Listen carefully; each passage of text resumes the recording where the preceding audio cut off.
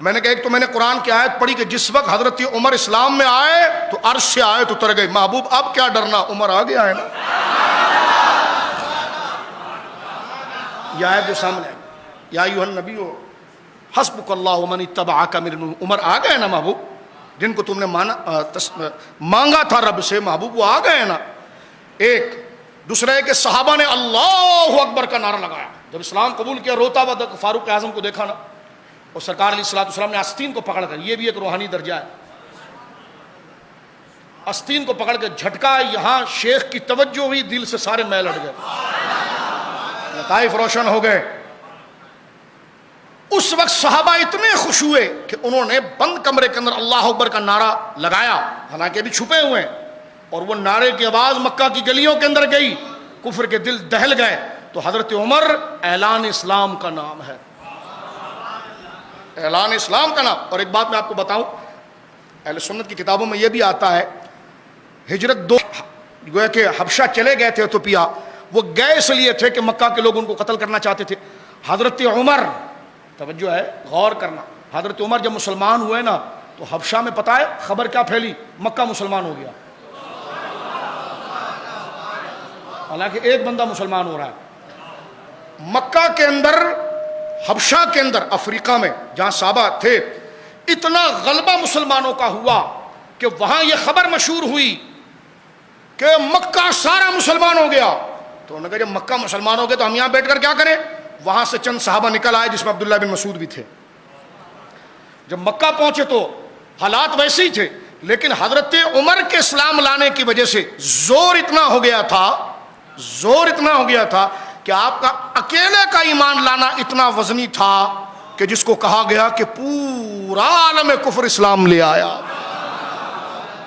یہ آپ کا زور تھا, کیونکہ زمانے جاہلیت میں آپ سفیر تھے, ان کے ایمبیسڈر تھے, مذاکرات آپ کاتب تھے, اور بہت زور آور آپ شخصیت تھے. جب آپ نے اسلام قبول کیا تو کتابوں کے اندر آتا ہے جمیل بن معمر ایک شخص تھا, پیٹ کا بڑا ہلکا تھا. یہ تو صحابہ نے نعرے لگا دیے, قرآن کی آیت اتر گئی, لیکن آپ اپنا عمل کیا کرتے ہیں. یہ نہیں کہ اسلام قبول کرنے کے بعد معاذ اللہ ابو جہل کے پاس جائیں اور 50-50 والی الیاذ باللہ کوئی بات ہو, نقل کفر نہ بچ. اس مثال کو الزاماً بات کر کے آپ کو بتانا چاہتا ہوں, اس وقت اسلام لانا اپنی موت کو دعوت دینے کی طرح تھا. جو حالات چل رہے تھے آپ کے سامنے, ابتدائی دور ہے, 6 ہجری میں آپ اسلام لا رہے ہیں. حضرت سید الشہداء کے اسلام کے 3 دن بعد جمیل نامی ایک شخص کو آپ نے پکڑا جو پیٹ کا بڑا ہلکا تھا, ادھر کی بات ادھر, ادھر کی بات ادھر. آپ کو یہ آیا کہ میں کیسے سارے کافروں کو جا کر بتاؤں کہ میں مصطفیٰ کریم کا غلام ہو گیا ہوں, اسلام میں لے آیا ہوں. آپ نے اسی بندے کو پکڑا اور کہا جمیل بن معمر کو, کہا ادھر آؤ. کہا آیا. کہا ایک بات تجھے بتاؤں. کہا کیا. کہا میں نے شرک سے توبہ کی اور میں مسلمان ہو گیا ہوں. اور یہ بات تو نے کرنی کسی کو نہیں, یہ بات تو نے کرنی کسی کو نہیں. اس نے کہا تم مالی اس پر آئے گا. اس نے جا کر مکہ کے ہر گھر کو بتا دیا, کیونکہ جو مشہور خبر ہوتی ہے وہ پہنچانے میں اس کو نفع بھی ہے. ہر دروازے کو کھٹکھٹا کر اس نے بتا دیا کہ جناب عمر جو ہے مسلمان ہو گیا, عمر مسلمان ہو گیا, عمر مسلمان ہو گیا. یہ اخلاص ہے. جب ادھر ہیں تو ادھر کے, ادھر ہیں تو ادھر ایمان کے اظہار کے جتنے طریقے ہیں, اور خود کو نبی پاک کی غلامی کی نسبت کے جتنے طریقے ہیں کہ میں مصطفیٰ کا غلام ہوں, کوئی مجھے اپنا نہ سمجھ لے.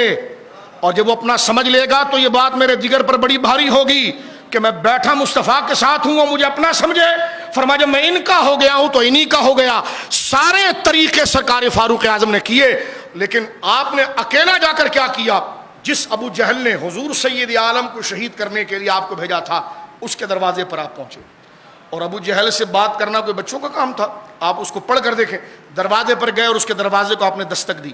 جب اس نے دروازہ کھولا تو اس نے کہا ہاں ابن خطاب خبر کیا ہے. فرمایا خبر یہ کہ غلام مصطفیٰ ہو گیا ہوں.